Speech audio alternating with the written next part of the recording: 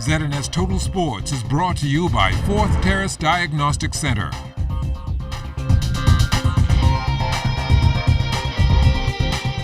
Good evening, Bahamas. I'm Kelsey Johnson. Welcome to sports. Team Bahamas is on the court right now playing Canada in their first round of the FIBA Americas qualifiers. The game tipped off a few minutes ago. The Bahamas got in a practice ahead of this game, though. Here's Charles Fisher with the report.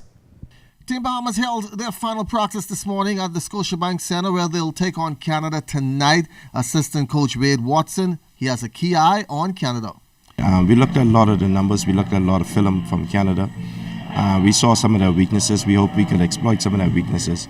But we want to build on what it is our strengths are, and which is to be tenacious on offense, be very athletic, run the ball, and put pressure on the ball as much as possible. On every transition, we want to put as much pressure on the basketball and get out in the open court. That's our basketball. And when necessary, we want to be as methodical as possible, run our sets if we need to, knock down those jump shots, and attack the paint.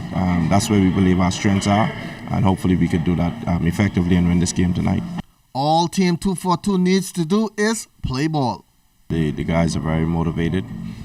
We seem to have increased our capacity and strength in all points, from position 1 to position 5. Everybody seems to be getting along. The chemistry seems to be there. And one thing I like about it, the egos. I don't see no egos on this team. And a lot of the guys seem to be very anxious to have the country accomplish what it is that we want to accomplish, which is to beat Canada and then go back home on Monday to beat USVI. Both teams with one goal in mind. We're going to take advantage as much as possible. We're really, really excited to have some of our pro players come home at this particular time and they're able to compete for the country. If Canada can't make it, hey, too bad. I mean, we're trying to qualify. In Canada, where it's very cold, but hopefully the Bahamas can have some hot shooting tonight against the host team. For ZNS Total Sports, covering the FIBA World Cup qualifiers, I'm Charles Fisher. Thank you so much, Fisher. Now we can tell you that the first quarter of that game just wrapped up and Team Bahamas is down 10 points, 21-11. So we'll have more on that in our morning report with our Charles Fisher. Still talking basketball, Western Kentucky Hilltoppers came into the battle for Atlanta's unranked, but a team to watch. The tough squad was called a spoiler, a sleeper, one that can net a win if they play a whole game, defense and offense-wise. That's what they did on Thursday night. The squad rallied behind Justin Johnson to beat number 18 ranked Purdue 77-73. Bahamian Dwight Colby played 14 minutes and scored 6 points and 4 rebounds. You're always happy as a coach to win, but sometimes it's how you play. You know, yesterday we got beat, but I was most disappointed because I thought we added to it. There was a lot of things that we did yesterday could help us win that game. But they took yesterday, they limit those self-inflicted turnovers today. And I thought for the most part, we controlled the flow of the game defensively and offensively. And sometimes you talk about defensively having to change defenses to control the flow, but it's just as important offensive to control the flow. In particular, who we are right now, you know, the 7 or 8 guys we have. I couldn't have asked more from the effort. And Purdue's going to be who knows, they could be a Final Four team. I mean, they're that good. They can shoot it. Big boy on the inside is a load. We got in foul trouble. Justin fought him constantly and done an unbelievable job on him. Jake comes off that bench and does what Jake does. Got us going that first half and separated us. But the most important thing was this: it was a great team effort. It was great togetherness, and it was just toughness. Purdue Ballmakers is usually a high-scoring team known for their offense, but the Hilltoppers held them to just 40% shooting from field goal range and less than 20% from behind the arc. This is probably the biggest win of my career so far, and you know this team's deserving of one like that.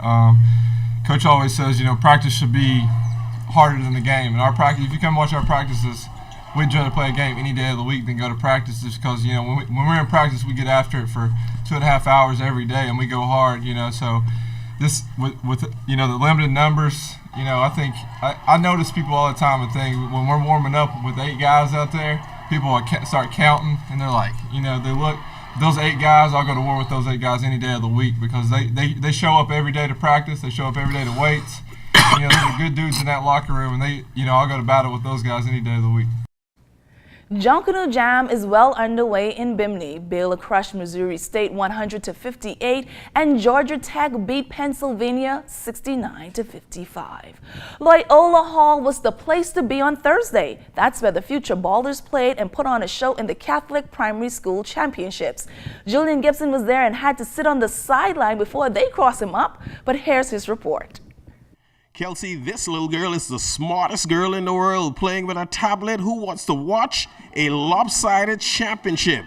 St. Thomas More Primary School girls would take game 2, 16-3 to win the championship. I think we played a really good game. I know we was going to win, and I know we had a good game. How does the championship feel for you? Feel good. Now let's move to the Primary School Boys Championship game. Look who's in the house, Nita. St. Thomas More. They had junkanoo music, cheerleaders.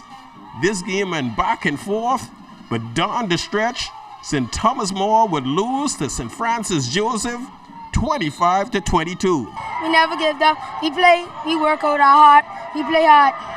What do you guys need to do to win game 3? We can work hard just what we did to St. Thomas More again. We did a good job, and we need to win tomorrow. At points in the game, y'all gonna give up, but y'all never give up. No, sir. Play good, put defense, offense, good game. What do y'all need to do to win game 3? Same thing we do today. Now for St. Thomas More, the young guys, boy, they got basketball smarts. They know exactly what went wrong. They was capitalizing on our mistakes, and we wasn't playing good defense today. That's all I have to say. What do you guys need to do to win game 3? Play better defense and get the ball on the court. We was running our plays wrong. We was lack our defense and bad passing. What do y'all need to do to win game 3? Play hard, work hard, listen to our coaches, and run our plays properly. Reporting for ZNS Total Sports, I am Julian Gibson. Thank you so much, Julian. Newly elected president of the Bahamas Olympic Committee, Romel Fish Knowles, didn't waste any time jumping into the saddle. He's already looking on ways to improve sports all around for Bahamian athletes. We have to look at how do we increase the subventions for our young athletes and for our Olympians who represent this country so well.